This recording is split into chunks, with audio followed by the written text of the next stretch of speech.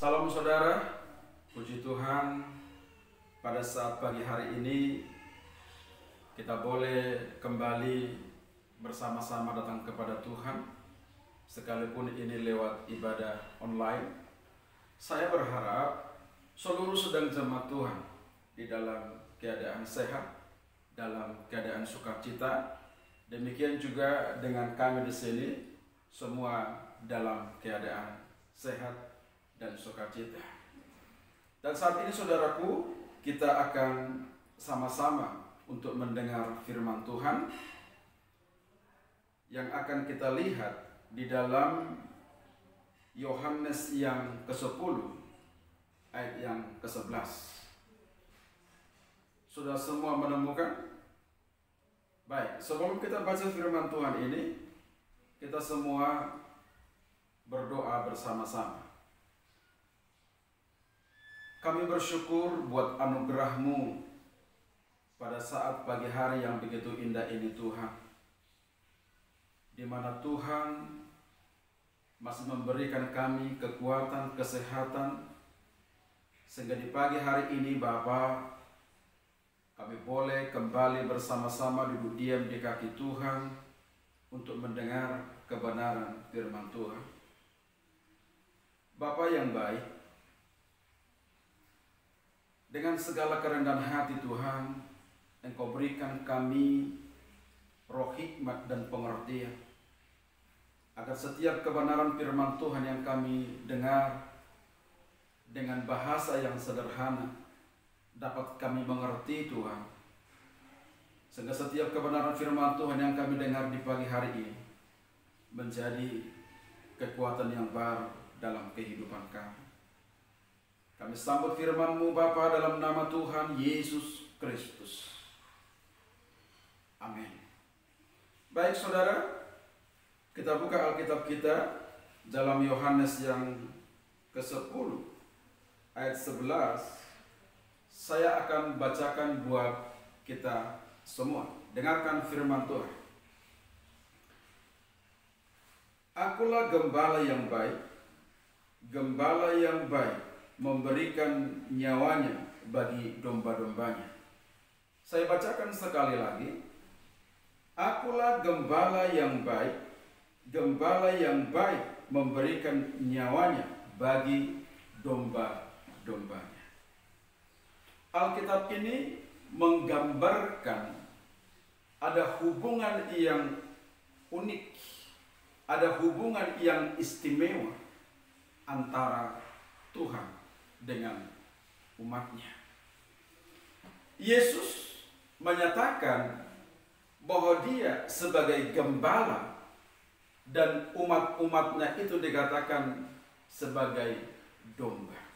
Dengar baik-baik, umat-umatnya itu dikatakan seperti domba, tidak binatang yang lain. Yesus tidak menggambarkan umatnya itu seperti singa. Yesus tidak menggambarkan umatnya itu seperti harimau. Yesus juga tidak menggambarkan umatnya itu seperti serigala.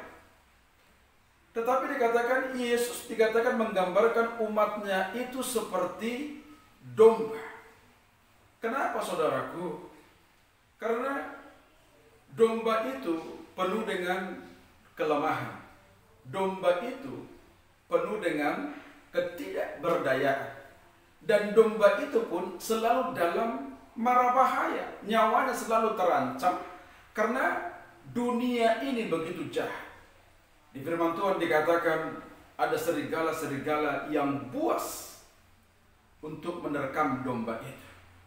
Oleh sebab itu Rasul Paulus pernah menasihatkan kepada pemuka-pemuka di jemaat di Kolose, hati-hatilah engkau kepada serigala-serigala yang buas yang akan menerkam jemaat yang ada di Kolose. Nah, karena domba ini dikatakan punya begitu banyak kelemahan, domba ini dikatakan sering ada masalah, domba ini dikatakan nyawanya terancam, maka domba ini harus punya seorang gembala. domba ini juga harus mau digembalakan. Kalau seekor domba tidak mau digembalakan, maka domba itu akan tersesat. Kalau seekor domba tidak mau digembalakan, maka domba itu akan kehilangan arah dan akhirnya domba itu akan binasa. Nah, oleh sebab itu saudaraku yang terkasih dalam Kristus, kita sebagai umatnya Tuhan, kita butuh gembala. Dan gembala kita yang agung adalah Tuhan Yesus Kristus. Yesuslah yang menjadi gembala kita, saudara. Dan kalau Yesus yang menjadi gembala kita, maka dipastikan yang pertama dalam hidup kita ini akan ada sukacita. Sekali lagi saya katakan, kalau Yesus yang menjadi gembala kita, maka dipastikan dalam hidup kita akan ada sukacita. Artinya, kekhawatiran tidak lagi menguasai hidup. Pergumulan tidak lagi menguasai hidupmu. Bahkan masalah demi masalah tidak lagi menguasai hidupmu. Tetapi apapun yang terjadi atas hidupmu, dalam hidupmu akan terus mengalir ucapan syukur kepada Tuhan. Dalam hidupmu akan terus ada sukacita. Ini kita boleh melihat dalam firman Tuhan di dalam Habakuk. Kita buka di Habakuk yang ketiga, ayat yang 17, 16 sampai 19. Demikian firman Tuhan. Kita mulai dari ayat 17. Sekalipun pohon ara tidak berbunga, pohon anggur tidak berbuah, hasil pohon zaitun mengecewakan, sekalipun ladang-ladang tidak menghasilkan bahan makanan, kambing domba terhalau dari kurungan, dan tidak ada lembu sapi dalam kandang. Namun aku akan bersorak-sorai di dalam Tuhan, beria-ria di dalam Allah yang menyelamatkan aku, yang menyelamatkan jiwa. Di sini kita boleh melihat Habakuk, saudaraku, sekalipun dikatakan dalam kondisi yang sudah krisis, bahkan dikatakan tidak ada lagi yang diharapkan, tidak ada lagi yang dikerjakan, semua sudah musnah. Tetapi dalam firman Tuhan dikatakan, ia terus memilih untuk bersukacita dalam Tuhan. Ia terus menyembah Tuhan. Ia terus melayani Tuhan. Ia terus mengikut Tuhan. Di sini kita melihat bahwa seorang Habakuk ini adalah seorang yang berintegritas di hadapan Tuhan. Di sini kita perlu melihat bagaimana imannya seorang Habakuk kepada Tuhan.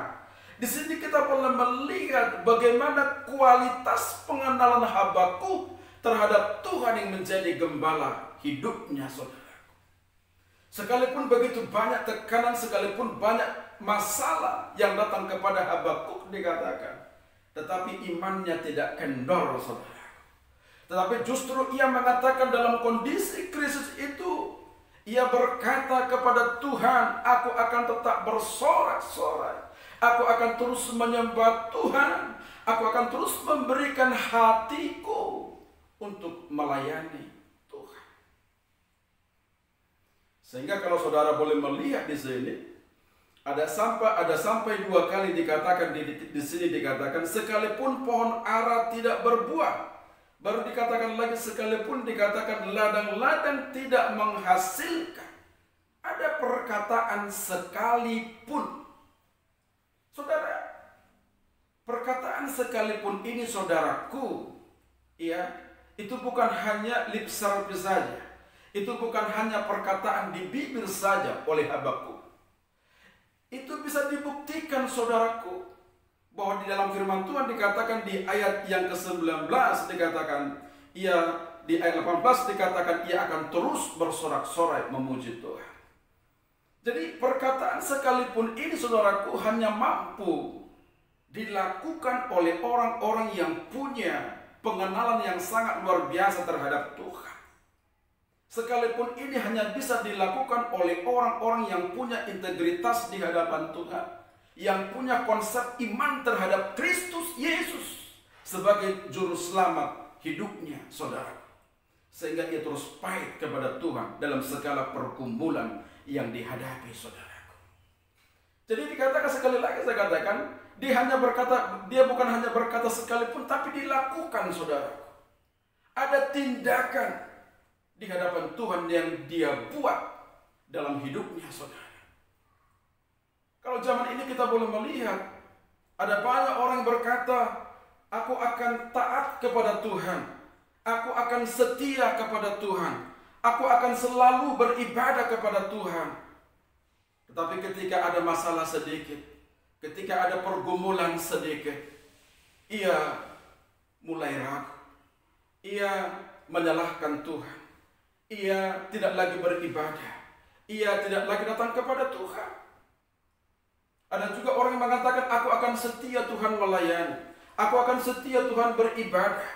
Tetapi ketika ada penyakit sedikit pun, ia sudah meninggalkan Tuhan. Dan ia tidak mau beribadah. Imannya luntur. Dan ia menyalahkan Tuhan sebagai pemilik hidupnya. Tetapi saudaraku, kalau kita boleh melihat, saudaraku, Habakuk tidak berkata seperti itu. Ya. Dalam kondisi itu, saudaraku, dalam kondisi krisis itu, saudaraku, ia tetap berjalan bersama dengan Tuhan. Ayub percaya, atau Ayub melihat, Habakuk percaya, Habakuk melihat bahwa apa yang terjadi atas bangsa Yehuda, saudaraku, itu bukanlah akhirnya seperti itu. Bahwa apa yang terjadi di tengah-tengah bangsa Yehuda, di tengah-tengah umat Tuhan itu bukanlah merupakan sesuatu yang terakhir. Karena Habakuk tahu bahwa Allah yang disembah, Allah yang pengasih, Allah yang disembah adalah Allah yang penolong, Allah yang disembah adalah Allah yang mau mengampuni bangsa. Ia melihat bahwa apa yang terjadi di tengah-tengah bangsa Israel itu, di tengah-tengah bangsa Yehuda itu, hanya merupakan proses Tuhan atas umatnya untuk mendatangkan kebaikan. Sekali lagi saya katakan bahwa apa yang terjadi di tengah-tengah umatnya hanya merupakan proses Tuhan untuk mendatangkan kebaikan. Amin, saudara? Amin. Oleh sebab itu, saudaraku yang terkasih dalam Kristus Yesus, hari ini, saudara, mungkin engkau ada dalam lembah kekelaman. Mungkin juga engkau sedang ada di tempat yang begitu terjal. Mungkin juga engkau sedang meneteskan air matamu karena engkau menganggap pergumulanmu begitu luar biasa. Ya, engkau merasa tidak ada yang peduli dengan engkau. Tapi hari ini saya mau katakan kepada saudara, Tuhan peduli dengan hidupmu. Tuhan mengasihi engkau, bahkan Tuhan mengampuni segala dosamu.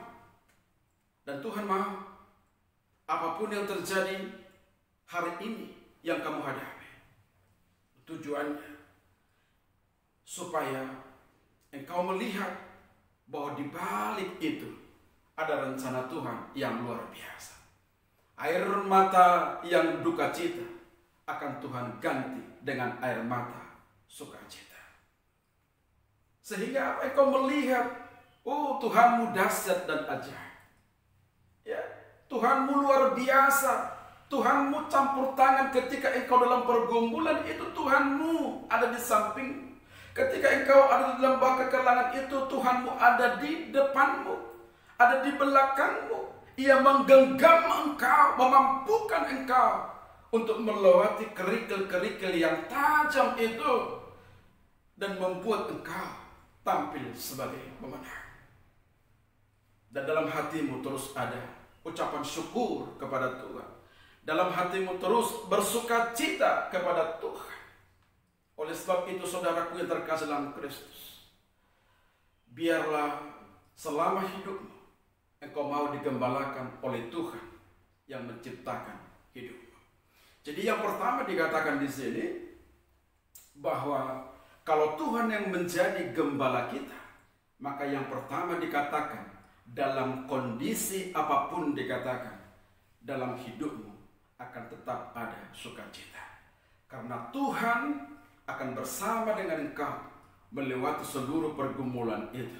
Dan Tuhan menghantar engkau untuk menikmati berkat-berkat yang sangat luar biasa.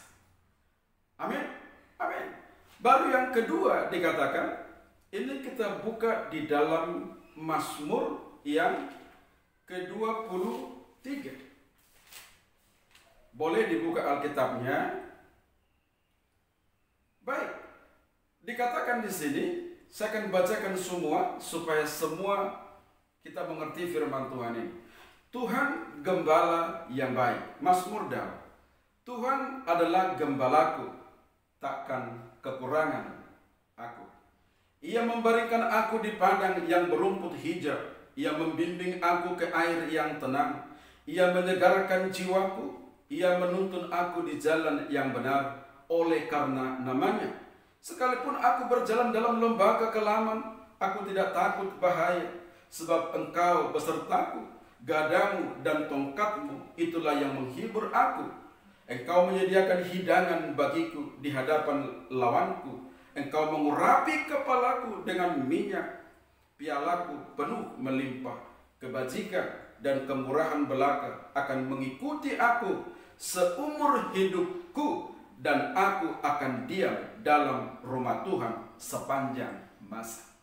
Berarti yang kedua, kalau Tuhan yang menjadi gembalamu, maka Tuhan akan memelihara hidupmu dalam situasi apapun. Engkau tidak akan pernah kelaparan. Engkau tidak akan pernah kehabisan makanan. Tuhan akan mencukupkan semua.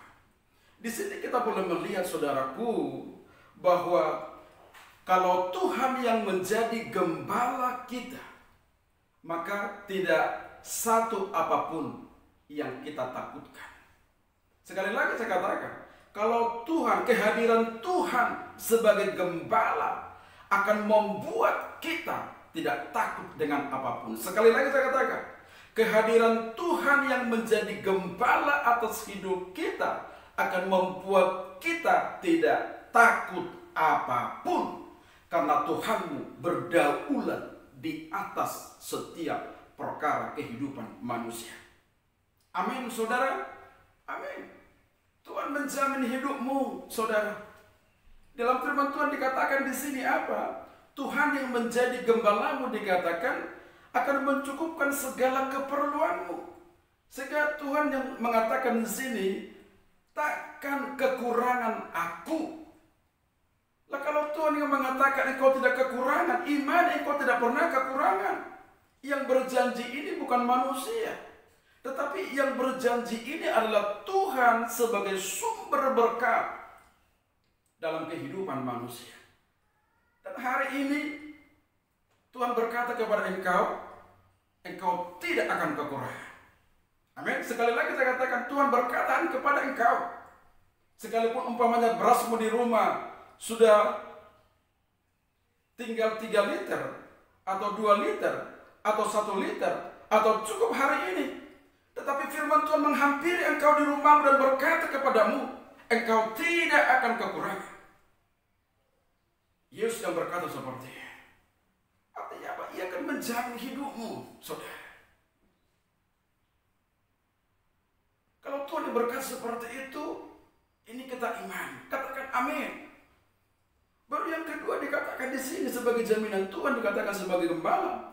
Ia membaringkan aku di padang yang berumput hijau. Saudara, dibaringkan Tuhan, ya, dikatakan kerumput hijau dikatakan. Tuhan tidak membaringkan saudara ke tanah yang gersang. Tuhan tidak membaringkan saudara ke tanah yang kering.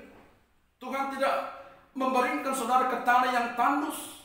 Tuhan tidak pernah merancang perkara-perkara yang tidak baik atas dirimu. Tuhan tidak pernah merancang perkara-perkara yang tidak berkenan. Tapi Tuhan selalu merancang perkara-perkara yang dahsyat atas hidupmu. Sangat luar biasa, saudara. Dan di sini dikatakan, ada bahasa dikatakan di sini, membaringkan dikatakan. Aku akan membaringkan engkau ke rumput yang hijau. Membaringkan itu adalah gambaran kasih Tuhan terhadap umatnya. Dibaringkan. Dibaringkan itu artinya adalah gambaran kasih Tuhan kepada umat-umatnya. Sama seperti seorang ibu terhadap anaknya. Kalau ibu itu membaringkan anaknya, pasti penuh dengan belas kasihan. Dia akan membaringkan dengan begitu pelan-pelan. Ia akan membaringkan dengan begitu lembut. Ia akan memberikan dengan begitu halus. Tujuannya supaya anaknya itu tidak terbangun dari tidur. Supaya anaknya itu bisa tidur dengan nyenyak.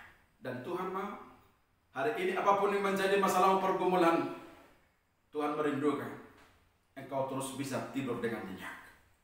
Engkau terus bisa menikmati kemurahan Tuhan atas keluargamu.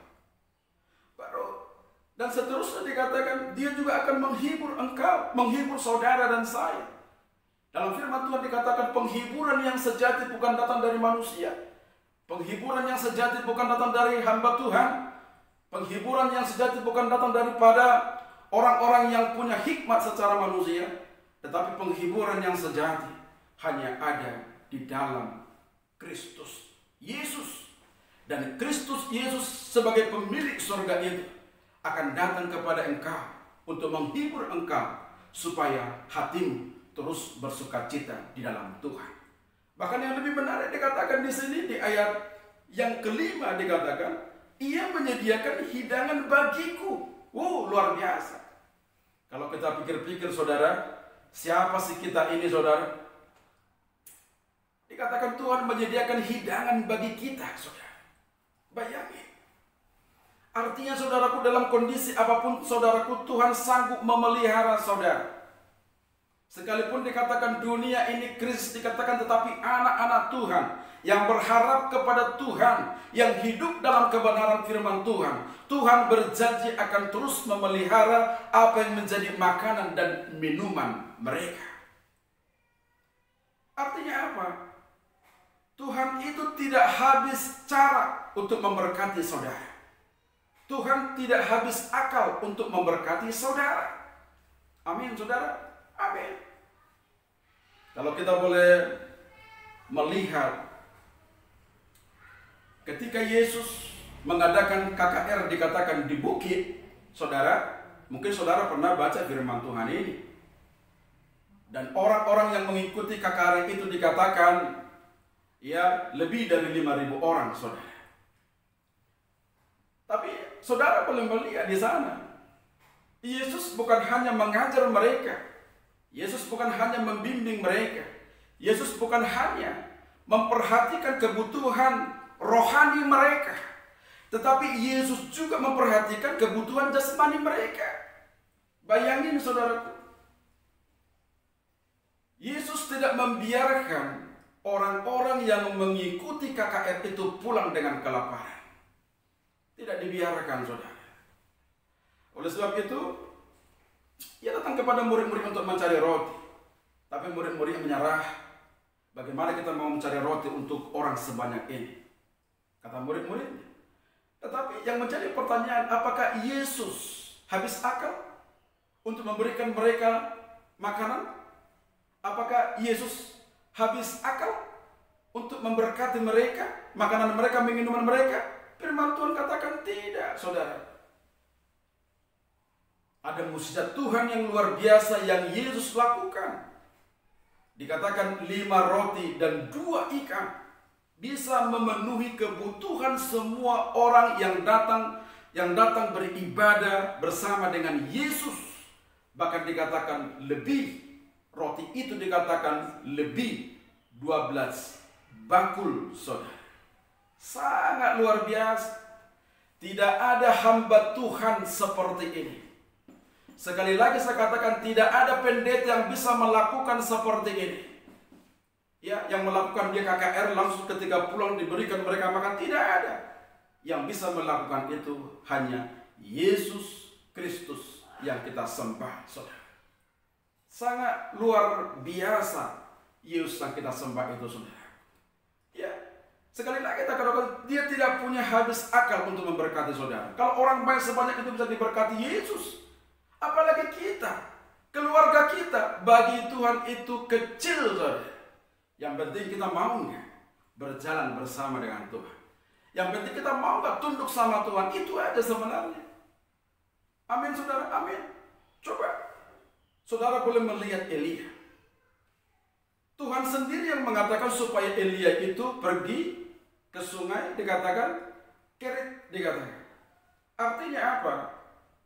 Elia ini jauh dari keramaian, saudara. Tidak ada orang di sana. Ya, jauh juga dari masakan. Tidak ada makanan sebenarnya. Tapi saya mau tanya kepada saudara, apakah Elia kelaparan? Apakah Elia mati? Tidak, saudara. Tidak. Tuhan memberkati Elia dengan cara Tuhan. Sekalipun pada saat itu belum ada Grab. Amin. Pada saat itu belum ada Gojek. Pada saat itu belum ada handphone yang bisa WA makanan supaya ngirim makanan. Pada saat itu juga belum ada pedagang handphone, saudara. Tapi kita boleh melihat di sini Tuhan tidak habis akal untuk memelihara nabi yang bernama Elia. Tuhan tidak habis cara untuk memberkati hambanya yang bernama Elia, saudara. Dalam firman Tuhan dikatakan apa? Ia pakai burung, saudara, untuk memelihara kehidupan Elia. Sangat luar biasa, Tuhanmu dahsyat, saudara. Amin, saudara. Sehingga dikatakan kehidupan Elia berlanjut. Bahkan dikatakan dia pergi ke rumah seorang janda yang miskin. Dan di sana pun Tuhan lakukan perkara yang sangat luar biasa, saudaraku. Jadi kalau kita sebenarnya mau digembalakan oleh Tuhan, perkara-perkara yang dahsyat setiap hari, setiap pagi, setiap waktu akan terjadi atas hidupmu dan keluargamu, saudara. Yang penting kita mau digembalakan oleh Tuhan. Yang penting kita mau dibimbing oleh Tuhan. Yang penting kita mau diajar oleh Tuhan. Yang penting kita mau merendahkan hati di hadapan Tuhan. Sehingga setiap permasalahan, setiap lembah kekelaman itu, saudara, kita selalu berjalan bersama dengan Tuhan. Ingat, saudara, sekalipun kita ini hidup dalam Tuhan, menyembah Tuhan, bukan berarti tidak ada masalah. Sekalipun kita rajin beribadah, rajin baca Alkitab sebagai pedoman kehidupan kita, bukan berarti tidak ada pergumulan. Bukan berarti tidak ada masalah. Bukan berarti tidak ada air mata, saudaraku, banyak. Justru orang-orang semakin dekat kepada Yesus harus semakin banyak meneteskan air mata. Justru semakin banyak orang semakin melekat kepada Kristus, semakin kuat lututnya untuk menyembah Tuhan, semakin banyak jam-jam doanya untuk berseru dan memanggil nama Yesus. Ia berserah penuh kepada Tuhan yang disembah sebagai pemilik hidupnya. Tuhan tidak pernah menjanjikan bahwa hidup ini berjalan mulus. Tuhan tidak pernah menjanjikan bahwa hidup ini enak-enak aja. Tidak pernah. Yang Tuhan janjikan bahwa dalam setiap musim kehidupan Dia akan selalu menyertai saudara dan saya. Sekali lagi saya katakan, yang Tuhan janjikan dalam setiap musim kehidupan ini, mau senang, mau susah, mau bagaimanapun, yang Tuhan janjikan, Ia akan selalu menyertai saudara dan saya. Dan penyertaan Tuhan itulah yang membuat kepala kita tegak untuk berdiri di tengah-tengah dunia ini. Sehingga kita menjadi orang-orang yang selalu menikmati segala kelimpahan yang Tuhan berikan dalam kehidupan kita. Ada amin, saudara?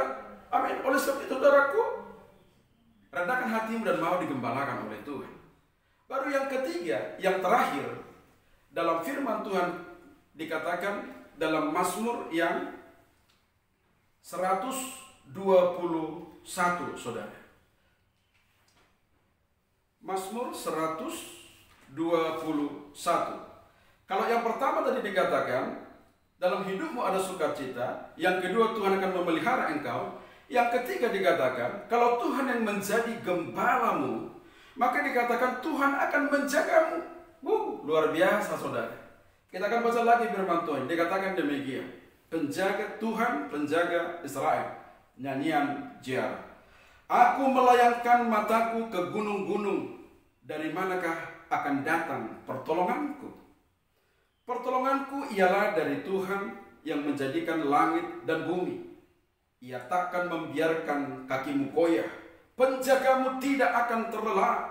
Sesungguhnya tidak terlelap dan tidak tertidur penjaga Israel. Tuhanlah penjagamu, Tuhanlah naunganmu. Di sebelah tangan kananmu, matahari tidak menyakiti engkau pada waktu siang, atau bulan pada waktu malam. Tuhan akan menjaga engkau terhadap segala kecelakaan. Ia akan menjaga nyawamu. Tuhan akan menjaga keluar masukmu dari sekarang sampai selama-lamanya. Yang ketiga dikatakan, kalau Tuhan yang menjadi gembalamu, maka Tuhan akan menjaga engkau. Dalam firman Tuhan dikatakan di sini, keluar masukmu akan dijaga oleh Tuhan. Saya mau bertanya kepada saudara, dalam firman Tuhan dikatakan siapa yang menjaga saudara? Yang menjaga saudara dikatakan adalah Tuhan yang menciptakan langit dan bumi. Yang menjaga saudara itu bukan manusia. Yang menjaga saudara itu dikatakan bukan kekuatan-kekuatan dunia. Tetapi yang menjaga saudara dikatakan Tuhan yang menjadikan langit dan bumi. Yang menjaga saudara dikatakan Tuhan yang membentuk engkau, yang membentuk buah pinggangmu, yang membuat engkau dahsyat dan ajaib. Itu yang menjaga saudara. Dalam firman Tuhan dikatakan dalam Mazmur yang ke-37 dikatakan bahwa Tuhan dikatakan akan memerintahkan malaikat surganya untuk berkemah di sekeliling rumah supaya hidupmu dipastikan dalam pemeliharaan Tuhan. Bahkan di dalam 1 Petrus ayat 1 ayat 5 dikatakan apa? Bahwa saudara ini dijaga dengan kuasa Allah yang begitu penuh. Saudara dijaga dengan kuasa Allah. Saudara dijaga dengan kuasa surga, saudara. Sangat luar biasa. Oleh sebab itu dikatakan apa? Sehelai rambutmu pun diperhitungkan oleh Tuhan. Karena Dia adalah Allah yang maha dahsyat. Karena Dia adalah Allah yang menciptakan hidupmu. Karena Dia adalah Allah yang sangat luar biasa. Lalu Ia berani berkata, sehelai rambutmu pun akan diperhitungkan oleh Tuhan. Sampai sedetail itu, saudara. Jangankan tubuhmu, jangankan wajahmu, jangankan kakimu, dikatakan sehelai rambutmu pun diperhitungkan oleh Tuhan. Perlindungan Tuhan yang maha dahsyat, sangat luar biasa, saudara. Bahkan dikatakan sampai kapan Tuhan menjaga engkau? Dalam firman Tuhan dikatakan seumur hidupmu Tuhan akan menjaga engkau. Bukan hanya 24 jam Tuhan menjaga engkau, dikatakan seumur hidupmu Tuhan akan menjaga engkau. Sebagaimana dikatakan Yesaya 46 ayat keempat dikatakan apa? Sampai masa tuamu Aku adalah Dia, Tuhan. Sampai putih rambutmu, Aku akan tetap menjaga engkau. Selama engkau hidup dikatakan Aku akan menjaga engkau. Dan Tuhan menjaga engkau dikatakan tidak pernah terlelap. Luar biasa. Karena itu yang dikatakan di sini di ayat 3 husbenya, penjagamu tidak akan pernah terlelap, saudara. Jadi setiap hari, setiap detik, setiap persekon waktu, saudaraku, mata Tuhan terus terarah kepada untuk menjaga kehidupan saudara. Amin. Makanya dikatakan keluar masukmu dijaga oleh Tuhan. Sangat luar biasa. Bayangkan ketika saudara bekerja, Tuhan jaga saudara. Ketika saudara sedang berjalan, Tuhan jaga saudara. Ketika saudara sedang di rumah, Tuhan jaga saudara. Luar biasa. Bahkan dikatakan ketika engkau terlelap, Tuhanmu tidak terlelap. Amin saudara. Dengar baik-baik, ketika engkau dikatakan terlelap, ketika dikatakan engkau tidur pulas, Tuhanmu tidak terlelap untuk menjaga engkau supaya engkau bisa menikmati tidurmu dan engkau kembali bangun pagi hari untuk menikmati segala kebaikan Tuhan. Oleh sebab itu, kalau engkau bangun pagi-pagi hari, jangan saudara sombong, ya. Jangan saudara abaikan misbah doa. Jangan saudara abaikan untuk baca firman Tuhan. Jangan saudara abaikan untuk merenungkan firman Tuhan. Renungkan kebaikan Tuhan dalam hidupmu. Bayangin, sepanjang malam Dia memberkati engkau dengan tidur yang nyenyak. Lalu ketika engkau bangun dengan seenakmu engkau cari kopi, bangun dengan seenakmu engkau mandi langsung bekerja, bangun dengan seenakmu engkau pergi tanpa mengucap syukur kepada Tuhan. Orang yang berasal dari Tuhan akan menghargai Tuhan. Kecuali manusia itu sudah hidup dalam kegelapan. Direnungkan firman Tuhan ini, saudara. Karena banyak orang Kristen ketika dia bangun tidak mau membangun mesbah doa. Tidak mau mengatakan, Tuhan, terima kasih buat malam yang kau berikan. Tuhan, terima kasih buat pagi hari yang kau berikan. Tuhan, terima kasih buat udara pagi. Terima kasih Tuhan, saya masih bisa menghirup udara pagi yang begitu segar. Semua karena anugerah. Seharusnya saudara, kita itu menetes air mata kita sebenarnya untuk mengatakan itu. Saudara, menetes. Coba kalau saudara sekali-kali bertemu dengan orang yang tidak bisa tidur, menderita hidupnya saudara. Dan akibatnya dikatakan apa? Tubuhnya itu menjadi sakit semua karena tidak bisa tidur. Tetapi banyak orang yang bisa tidur dengan nyenyak yang Tuhan berikan, justru tidak mau mengucap syukur kepada Tuhan. Tapi saya mau, lewat kebenaran firman Tuhan ini hari ini, mulai hari ini saudaraku, belajar mengucap syukur kepada Tuhan. Hargai Tuhan dalam hidupmu. Hormati Tuhan dalam hidupmu. Sehingga ketika engkau bangun dari tidurmu saudara, engkau sediakan mesbah doa, engkau datang kepada Tuhan. Katakan, Tuhan, terima kasih buat malam yang kau berikan. Terima kasih Tuhan buat hari yang kau berikan. Engkau ajaib, engkau luar biasa, engkau dahsyat Tuhan. Sepanjang hari Tuhan kau lindungi saya. Hari-hari saya Tuhan kau lindungi saya. Setiap langkah saya Tuhan kau lindungi saya Tuhan. Sehingga hari-harimu pun penuh dengan kebahagiaan.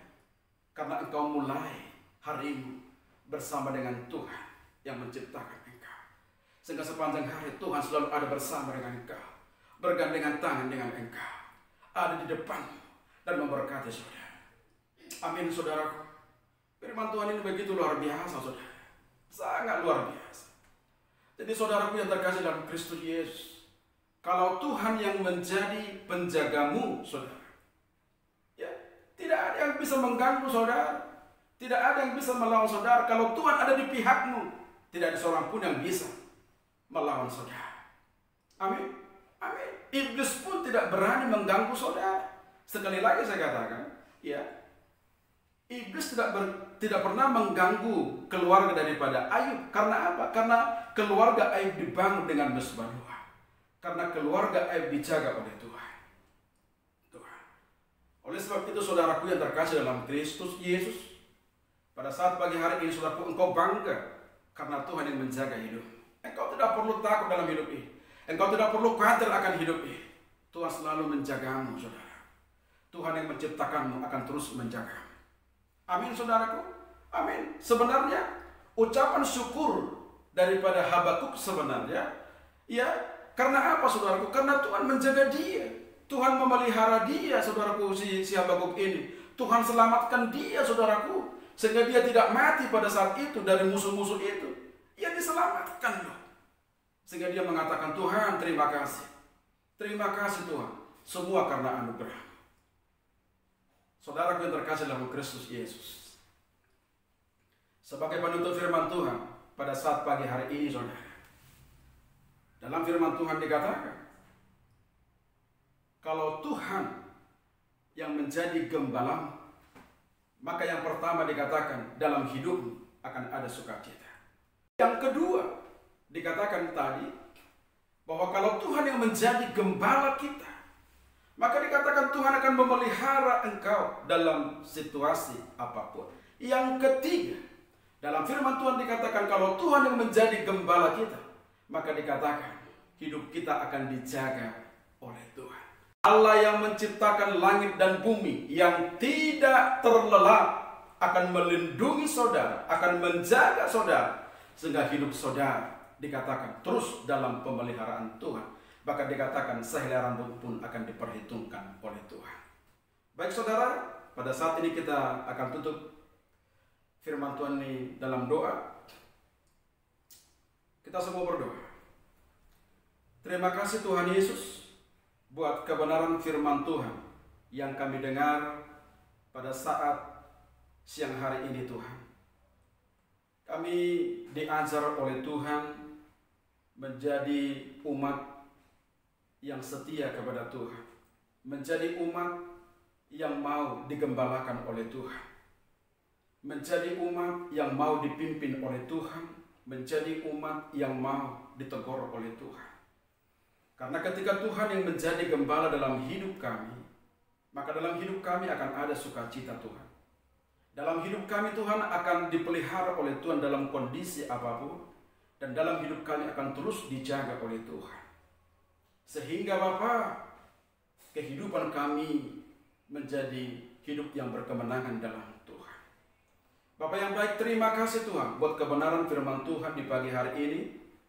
Dan saya berdoa Tuhan supaya seluruh sedang jemaat-Mu atau umat-Mu atau siapapun yang mendengar firman Tuhan ini, lewat kebenaran firman Tuhan ini, mereka dikuatkan oleh Tuhan. Mereka dipulihkan Tuhan.